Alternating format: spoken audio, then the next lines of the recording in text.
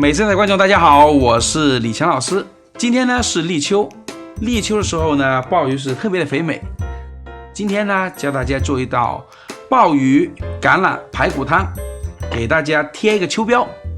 有人说了，我去年的秋膘没用完了，今天贴什么？贴秋膘的目的呢，就是为了让身体里面的免疫力可以得到提高。寒冬的时候来了冷空气，也不容易生病。下面呢就开始教大家做这个汤。那首先我们先处理一下鲍鱼，用刷子把它身上的一些黑膜给洗干净，然后呢用勺子给它一挖，就可以很轻松的把这鲍鱼肉把它给取出来了，把它的内脏给去掉，牙齿给抠掉，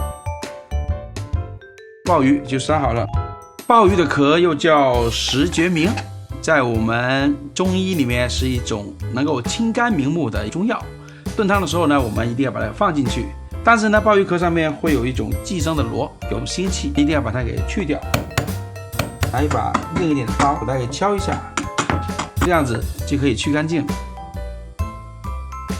橄榄把它给一开二，懒人出了味道之后呢，这个汤会更好喝。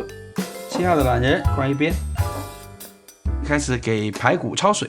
冷水下锅，可以把排骨里面的一些血污给去除掉，一点点料酒、生姜片就行。开大火，加上盖子，把它给烧开。烧开之后呢，撇去浮沫。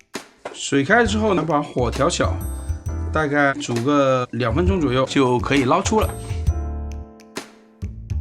准备一个砂锅，先把排骨放进去，然后鲍鱼带壳一个个放进去。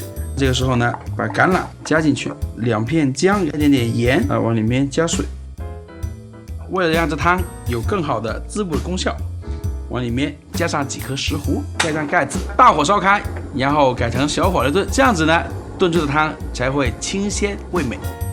1个小时过去，看看这汤熬的什么样子了。哇，好漂亮啊！